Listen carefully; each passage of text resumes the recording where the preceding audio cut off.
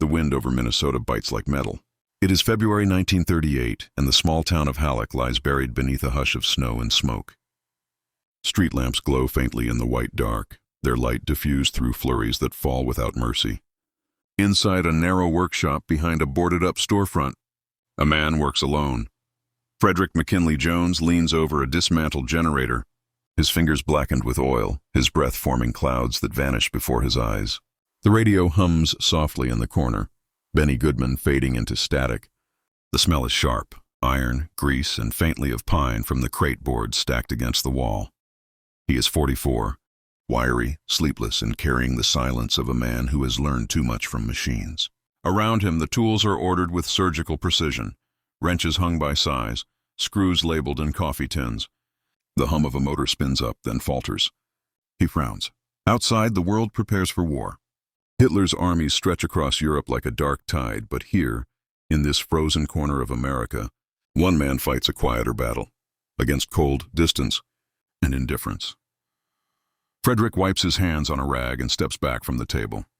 The contraption before him looks almost absurd, a metal box with pipes coiled like intestines, wires soldered to a humming core.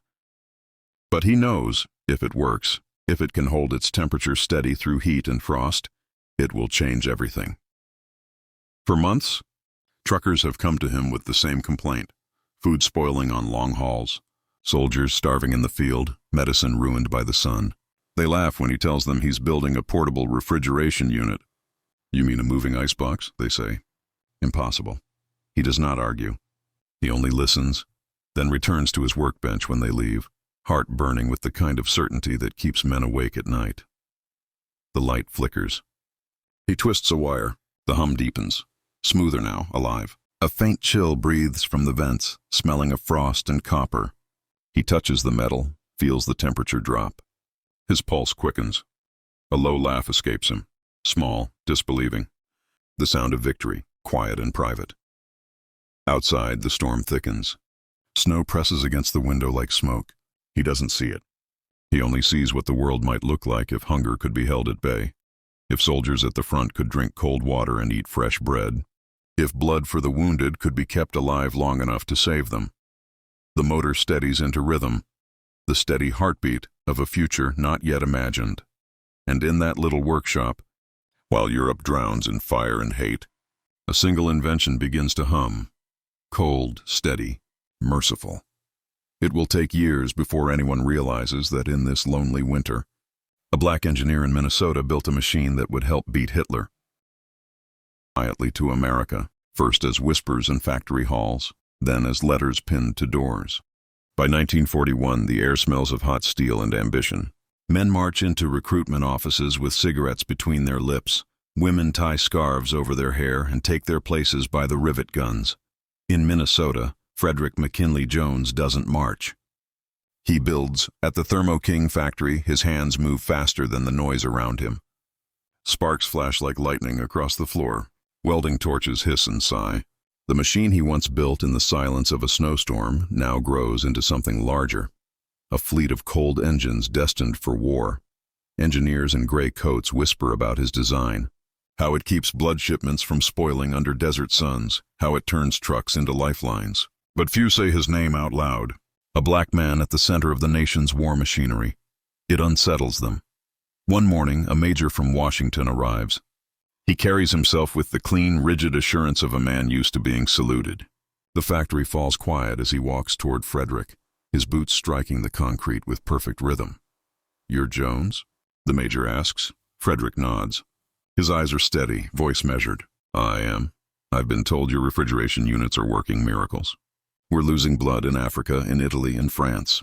If what they say is true..." He studies the device, metal box gleaming beneath the fluorescent light. "This could save thousands." Frederick doesn't look up. He only says, "It will." The major pauses, then reaches into his coat. "The War Department wants 50 units by month's end. We'll get you what you need." When the man leaves, the workers watch Frederick from a distance, as if seeing him for the first time. The hum of the machines resumes, louder now, almost defiant. At night, when the factory empties, Frederick remains. He walks between rows of unfinished engines, their cold shells gleaming like silver tombs. The smell of ozone and burnt metal lingers in the air. He rests his hand on the newest unit and feels the faint vibration beneath the casing. It reminds him of a heartbeat, mechanical, constant, unjudging.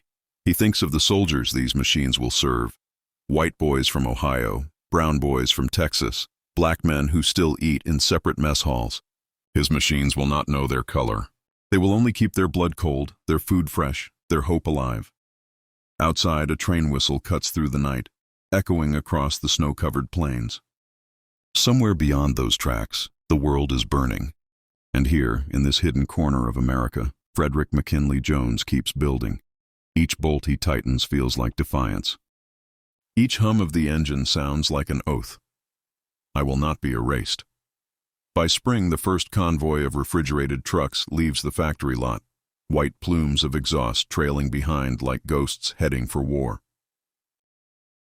Winter 1943. The war has become a storm that consumes everything in its path.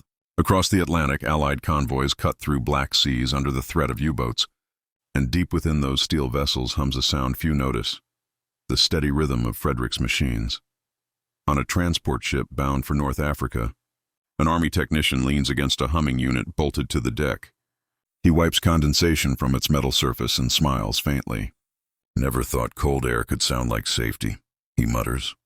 The others laugh softly, not realizing the truth behind the words. The machine works, flawlessly. It cools blood plasma packed in glass bottles, keeps food from rotting in the tropical heat, preserves penicillin that might save thousands. It is a quiet revolution moving beneath the roar of war. Frederick receives his first military photograph that spring, a grainy, black and white image showing soldiers unloading medical crates beside one of his refrigeration trucks. The men are laughing, one of them lifting a bottle of milk toward the camera as if in a toast. He studies the picture for a long time. The image feels both distant and intimate, as though part of his own soul has crossed the ocean. For the first time, he allows himself to feel pride, but beneath it, there is something heavier, a sadness he can't name, because while his machines are welcomed, he is not. In Washington, his name is often missing from reports. Journalists refer to an innovative Midwestern firm. When awards are mentioned, they go to the corporations that bought his patents, not the man who created them. Still, he works. He doesn't know how not to. At night, the factory yard smells of iron and coal dust, the air trembling with the pulse of engines being tested. Sparks leap from welding torches like tiny meteors. His workers, many of them veterans too old to fight, call him Mr. Jones, their voices carrying quiet respect. Then, one morning, a telegram arrives. Blood supply shipment saved over 200 wounded. Your equipment indispensable. God bless you. Lieutenant Andrews, 45th Evacuation Hospital. Frederick sets the paper down and sits perfectly still. He imagines those men, the pain, the trembling, the sudden breath that follows a transfusion, and feels the weight of it press against his chest. He walks outside into the cold, the air sharp enough to sting. Across the yard, trucks rumble to life, engines coughing in clouds of steam. The horizon glows faintly pink. For a moment, he listens. To the wind, to the motors, to the small miracles born of wire and willpower. Somewhere across the sea, his machines are keeping blood alive. And in that realization, Frederick McKinley Jones feels something rare in wartime. Not triumph, not glory, but quiet astonishment that a man of his color, born into nothing, could build a machine that helped the world breathe again. By 1944, the war has devoured continents. From the beaches of Normandy to the deserts of Tunisia, men live and die by what can be carried, stored, or preserved. Somewhere in the background of every operation hums Frederick's invention, that steady mechanical heartbeat of survival. The reports come in waves now. Rations kept intact in Sahara heat. Blood cold in field hospitals near Bastogne. Medicines preserved through transport delays. Each message feels like a candle in the dark, small, trembling flames of proof that the invisible can be heroic. But with every triumph comes a shadow. At the Minneapolis plant, Frederick watches white engineers from larger firms arrive to inspect his work. They shake his hand too firmly, smile too broadly, and take notes in little leather books. Days later, he sees simplified versions of his designs appear elsewhere, credited to men who've never set foot in his workshop. He doesn't complain. He's learned that for some men, the color of genius must always be pale. Still, when the factory doors close at night, he walks the rows of cooling units like a priest among relics. He checks the seals, listens to the compressors. He whispers to them, softly, reverently, as though they were living things that needed reassurance. Sometimes a worker catches him doing it and smiles. "You talk to machines, Mr. Jones?" He grins faintly. They listen better than most folks. Outside, America is changing. Women fill assembly lines. Black soldiers return home in uniforms that don't always grant them respect. The world owes them everything, yet demands their silence. In the evenings, Frederick takes long walks through the industrial yards along the Mississippi River. The air smells of rust and river water, and the setting sun bleeds orange over the warehouses. He thinks about the boys overseas, about the cold metal hum beneath their trucks, and wonders if they know whose hands built it. A letter arrives one evening, forwarded through the army. It's written in a rough, uncertain hand.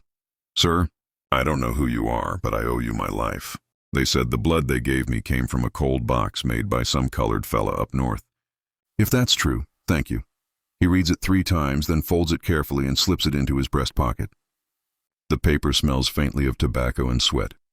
That night, as the river wine knocks against the window panes, Frederick sits by the glow of a single bulb and allows himself, for the first time, to weep. The tears come not from sorrow, but from the overwhelming truth that his machines, cold, metal, and faceless, carry the warmth of his soul across the world.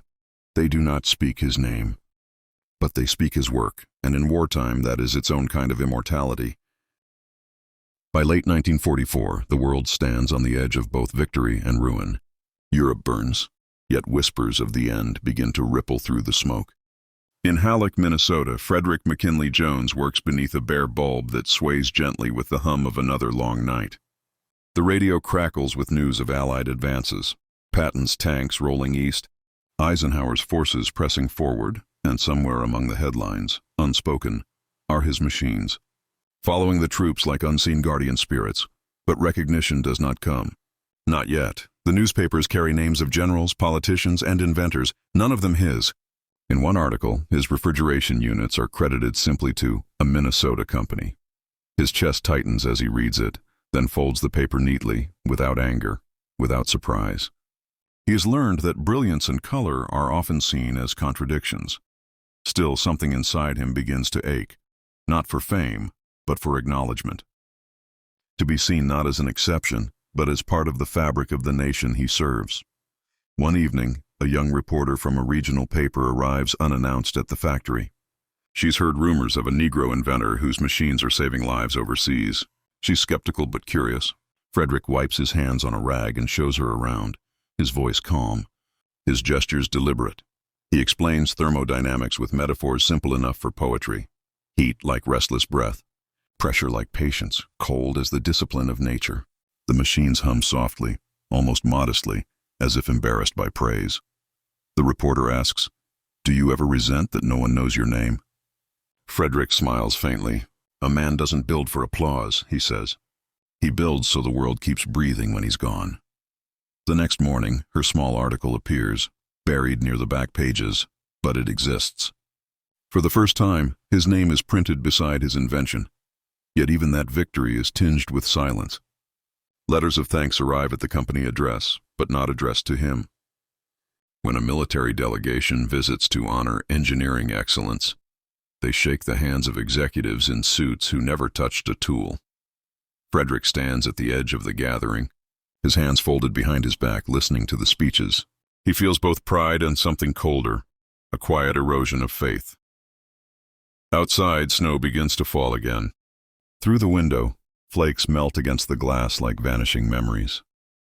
He walks back to his workshop, where another motor waits for testing.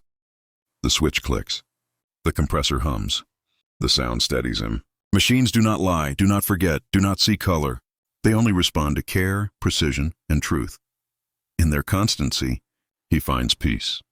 Because while the world still struggles to name him, the cold hum of his invention speaks louder than any headline ever could, and it speaks forever. The war ends not with a roar, but a long, exhausted sigh.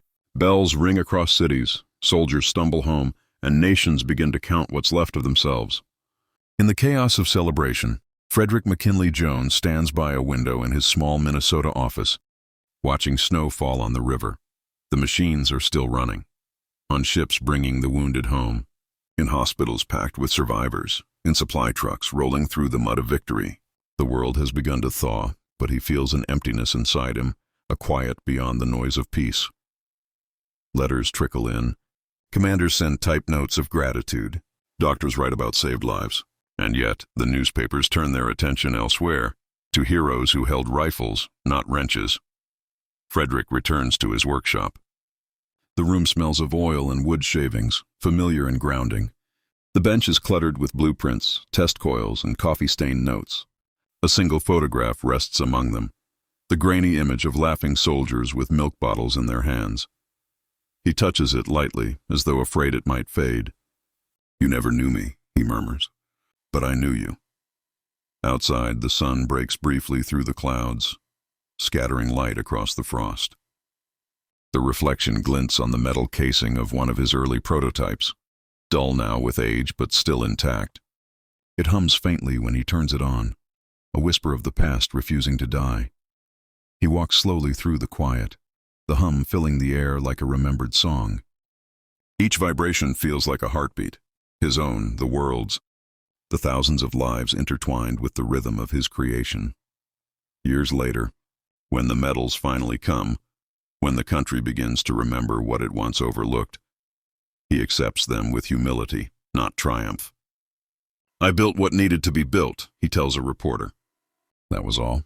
They call him a pioneer, a genius, an innovator. But he knows those words are too neat, too simple. What he truly was, what he had to be, was relentless. And in that relentlessness, he found a kind of grace. When Frederick McKinley Jones dies in 1961, the machines are still working. In field hospitals in Korea, in refrigerated trucks carrying blood and food, in laboratories preserving life. The hum never stops. It is said that somewhere, deep in a military archive, a letter sits yellowed with age. If not for the invention of portable refrigeration, Allied forces would have faced starvation and medical collapse. This technology saved untold numbers of lives. The signature at the bottom has faded, but the truth remains. The machines he built did more than keep things cold. They kept hope alive, and so, in the long silence after war, when the world searched for its heroes, one of them could still be found. Not in the roar of parades or the flash of medals, but in the steady, unending hum of a man's faith in what could be built, and in the cold breath of mercy his machines left behind.